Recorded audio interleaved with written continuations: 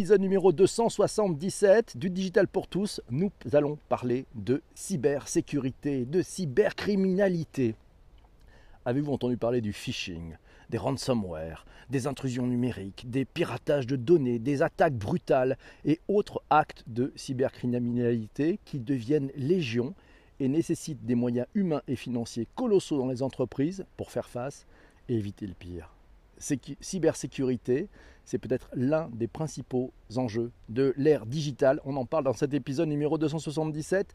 Un petit tour sur Wikipédia nous apprend que le mot cybersécurité est un néologisme désignant le rôle de l'ensemble des lois, des politiques, des outils, des dispositifs, des concepts et des mécanismes de sécurité, des méthodes de gestion, des risques, actions, formations, bonnes pratiques et technologies qui peuvent être utilisées pour protéger les personnes et les actifs informatiques matériels et immatériels, ceux qui sont connectés directement ou indirectement à un réseau, ceux des États, ceux des organisations, avec surtout un objectif de disponibilité, d'intégrité, d'authenticité, de confidentialité, de preuve et de non-répudiation. Petit tour aussi sur le cybercrime. Tiens, Wikipédia nous dit qu'un cybercrime, c'est une infraction pénale susceptible de se commettre sur ou au moyen d'un système informatique généralement connecté à un réseau.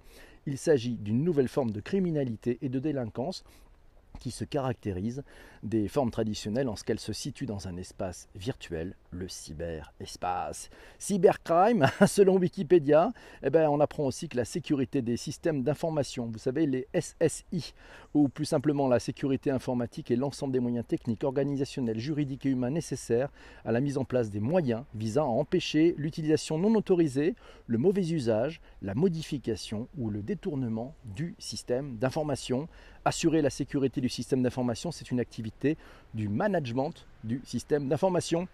Et c'est Shadia qui nous le précise. La cybercriminalité, c'est un danger à fort enjeu pour les organisations. La cybersécurité est indispensable pour se prémunir de ce risque qui est devenu quasi certain, avec des dispositifs, des mécanismes de sécurité pour protéger son organisation.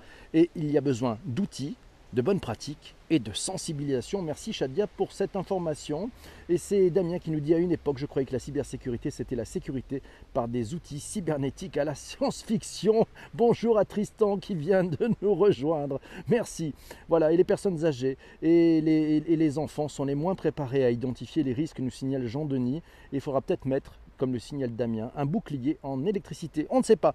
Laetitia nous dit: en 2018, elle a trouvé ça sur le site ssi.gouv.fr, puisque c'est la cybersécurité, mais c'est aussi le cybermois. On y apprend qu'en 2018, ce sont près de 30 000 victimes en France qui ont été recensées par la plateforme d'assistance et de prévoyance du risque numérique qui a été mise en place par le gouvernement. Plus de 24 500 personnes sont des particuliers, 3 650 sont des professionnels et des entreprises et 630 sont des collectivités locales. Ces chiffres, ils sont malheureusement en constante progression. Pour les particuliers, les risques sont principalement liés au phishing. On fera un épisode spécifique sur le phishing pour 25%, au vol des comptes et accès numériques pour 19% et au spam publicitaire pour 16%. Pour cibler les professionnels, on apprend dans ce même article, pour cibler les professionnels et les entreprises, le principal risque est bien l'intrusion serveur dans 16% des cas, devant le phishing pour 14% et la propagation de virus par mail pour 12%. Et c'est Massio qui nous dit: le premier virus informatique a précédé l'Internet public, c'était en 1971. Bob Thomas, un universitaire américain en informatique, a écrit Creeper. Celui-ci voyageait entre les terminaux de l'ARPANET en imprimant le message « Je suis le Creeper, attrape-moi si tu peux ». Voilà, coucou à tous. Il peut y en avoir, nous dit Tristan, plusieurs centaines, voire milliers d'attaques par jour. Bonjour à Corinne qui vient de nous rejoindre aussi.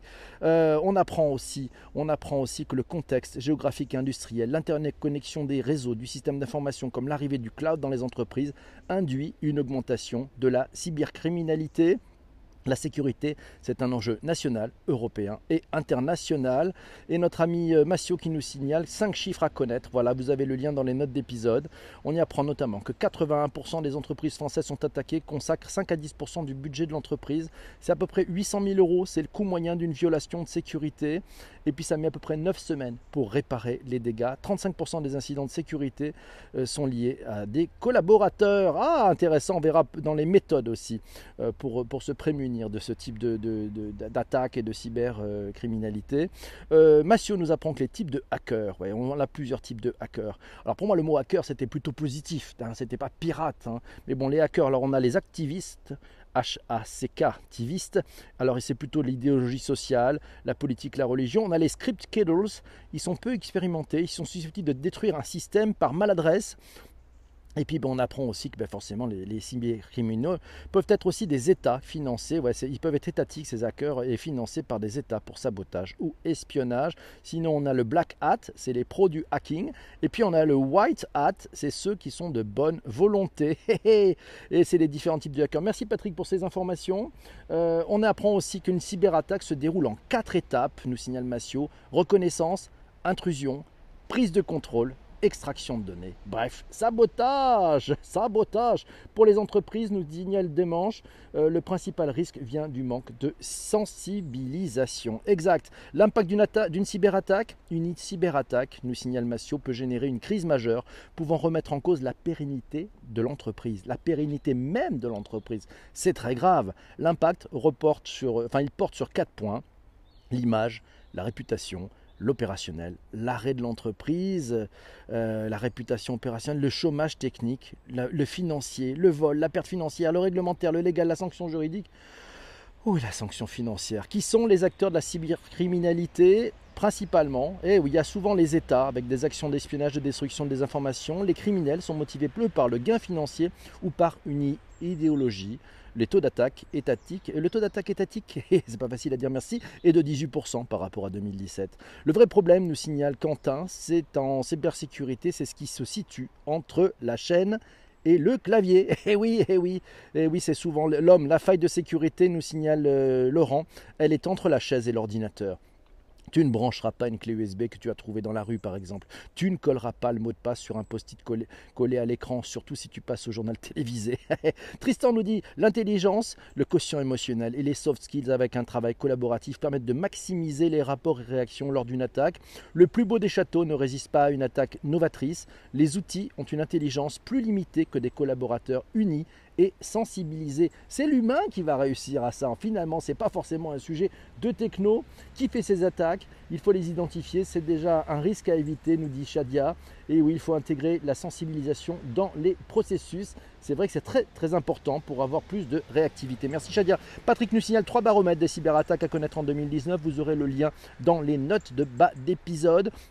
Et puis les RSSI, les responsables de la sécurité et des services informatiques, ils sont sous pression, nous apprend silicon.fr. Dans cet article, on apprend que 88% des RSSI interrogés déclarent travailler plus de 40 heures par semaine. 6 sur 10 se déconnectent rarement de leur travail une fois effectué leur mission au quotidien. 22% se disent même disponibles 24/24, 7 sur 7. 60% reconnaissent avoir découvert tardivement la présence de logiciels malveillants cachés depuis une durée indéterminée dans les réseaux de leur organisation. La durée moyenne, selon cet article, et je vous encourage à le lire en entier, la durée moyenne de découverte d'un incident de sécurité, c'est de 14 jours, selon le rapport, ce qui donne aux attaquants potentiels du temps pour exploiter les failles et exfiltrer les données. Alors, tiens, les RSSI. Les RSSI, nous vous le dirons peut-être pas, mais vous savez que certains d'entre eux sont souvent presque heureux lorsqu'une attaque arrive. Ouais, ça paraît curieux, hein, c'est même bizarre. Voilà, la crise à laquelle ils doivent faire face justifie tout le travail invisible qu'ils font au quotidien et qui n'est pas toujours valorisé dans leur entreprise, par leurs dirigeants. C'est très important pour eux d'être valorisés, car leur travail, il est difficile. Ce qui rend certains heureux, c'est aussi peut-être le stress et l'adrénaline causée par la crise qu'ils sont en train d'affronter. C'est un véritable match entre eux et les cybercriminels. Et oui, s'ils réussissent à contrer l'attaque, ils seront les super-héros de l'entreprise. Le reste de l'entreprise aura eu bien chaud, et si chaud que le RSSI pourra peut-être avoir des moyens supplémentaires. Sachez que le niveau de compréhension et de l'importance de son job a besoin de monter et il est nécessaire effectivement d'y allouer des moyens. Peut-être ça serait peut-être pas mal que ça monte dans les priorités de certains membres de COMEX. Et oui, Black Hat versus White Hat, on en parlera aussi. Et oui, parce que souvent les RSSI font appel aussi à des hackers. Voilà, ils embauchent des hackers pour les aider à contrer le travail fait par d'autres hackers. Et c'est souvent comme ça Les très bons pirates sont de très bonnes personnes que vous pouvez recruter pour faire la sécurité chez vous. Ils sont brillants. Bug Bounty, vous connaissez le Bug Bounty? Ah, le Bug Bounty. Un Bug Bounty, c'est un programme qui est proposé par de nombreux sites web et développeurs de logiciels. Ça permet à des personnes de recevoir de la reconnaissance et de la compensation s'ils ont reporté des bugs, mais surtout s'il y a des exploits, c'est-à-dire qu'ils ont repéré des failles de vulnérabilité. Ces programmes permettent aux développeurs de découvrir et de corriger des bugs avant que le grand public en soit informé, évitant ainsi des abus. Leur travail, le travail des RSSI, c'est chercher une aiguille dans une botte de foin. Eh oui, les collaborateurs pensent que c'est un sujet DSI, nous signale Demanche, alors que tout le monde est vraiment concerné. Merci Baudouin pour ces commentaires. Si juste, Corinne nous dit: j'ai connu en grande entreprise, difficile de retrouver le travail sans informatique. Et c'est Laetitia qui nous dit: on passe en mode tour de contrôle accompagné d'une sensibilisation de tout un chacun. Un vrai enjeu humain. Les cas d'usage. Ah bah tiens, c'est Maxime qui nous disait sur le tweet d'avant-émission, sur la partie flux financier notamment, fraude aux faux virements, le sujet est humain, plus organisationnel. Conseil, mettre en place un circuit de validation interne avec la règle des 4 yeux, afin d'éviter qu'une personne puisse seule envoyer des millions de dollars ou des millions d'euros à l'autre bout du monde. Conseil numéro 2 de Maxime, ne pas sensibiliser uniquement la direction générale et le DAF, c'est toute l'entreprise qui est concernée. Et oui, les formations en cybersécurité sont très importantes, et c'est Virginie qui nous dit qu'il s'agit de malware ou de ransomware, et même si l'origine vient des nouvelles technologies, la prévention la plus efficace est humaine et organisationnelle. La cure est souvent organisationnelle avec les outils de l'ANSSI. L'ANSSI, c'est, allez voir sur Twitter, @ANSSI_FR. Et c'est Eric Bortorel qui le tweet: Sarrebourg, Moselle, un virus introduit dans les systèmes informatiques de la ville rend inaccessibles tous les fichiers. Pour les rouvrir, il faut une clé, et les cyberagresseurs exigent une rançon de 53 400 €. Allez savoir pourquoi c'est que 53 400 €. À lire dans cet article de la nouvellerépublique.fr. Vous avez là aussi les liens dans les notes d'épisode. C'est assez chaud comme sujet. Elior qui met les pieds dans le plat de la cybersécurité. Un article trouvé dans Stratégie par notre amie, par notre amie Isabelle. Voilà, par notre amie Isabelle. Allez le voir, c'est dans le tweet d'avant-émission. Passionnant, là aussi. On continue avec, trouvez ce week-end sur France Info TV. Il voulait à tout prix des places pour le Hell Festival. Voilà, un hacker est condamné pour avoir piraté la billetterie du festival de rock.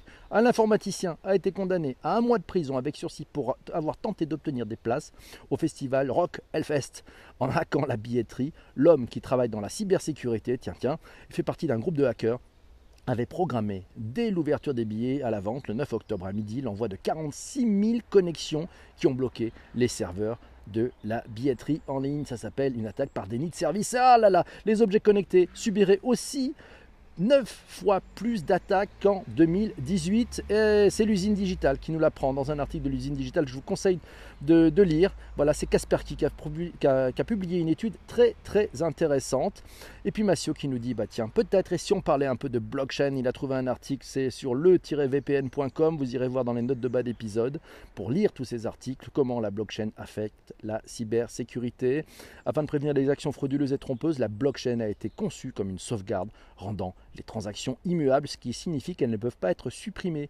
Les blocs sont ajoutés par cryptographie, ce qui garantit qu'ils demeurent inaltérables. Les données peuvent être diffusées, mais pas copiées. Peut-être une piste, effectivement, de cybersécurité avec la blockchain, comme un des outils en complément de tout le reste. Mais on l'a bien vu, c'est l'humain qui compte d'abord. Pour aller plus loin, Alice nous signale le podcast IFTTD, qui a récemment fait une série de podcasts sur la sécurité des datas, dont le numéro 9 avec Hamdi Zrari, qui est le CTO de Digital Berry et spécialiste de la sécurisation des données et des flux.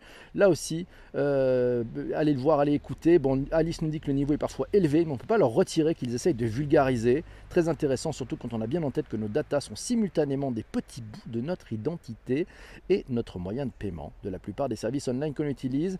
Et sinon, le mot de la fin. Le mot de la fin, on va le laisser à Laetitia. Ah non, peut-être qu'on a Benoît aussi qui nous dit que la sensibilisation ne doit pas être que professionnelle, elle doit aussi être personnelle. Eh oui, L'ANSSI, c'est l'Agence nationale, nous signale Laetitia, de la sécurité des systèmes d'information.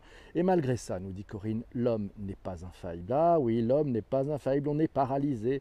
Voilà, il faut passer, c'est Laetitia qui nous dit, il faut passer en mode tour de contrôle accompagné d'une sensibilisation de tout un chacun, très important. Le mot de la fin et la conclusion, c'est pour Laetitia qui nous dit qu'elle a une certitude qui est partagée. La transformation numérique ne pourra plus se poursuivre sans la confiance des utilisateurs et donc sans cybersécurité. La cybersécurité, elle devient progressivement un argument marketing. Tiens, on voit bien que tout d'un coup, là, ça se déplace un peu. L'enjeu principal, c'est la confiance. Ouais. Et la confiance à l'ère du numérique, c'est un truc très important parce que ça fait partie des choses qui resteront. Voilà, à très bientôt pour un prochain épisode. On se retrouve tout de suite avec l'équipe qui est en live. Ciao.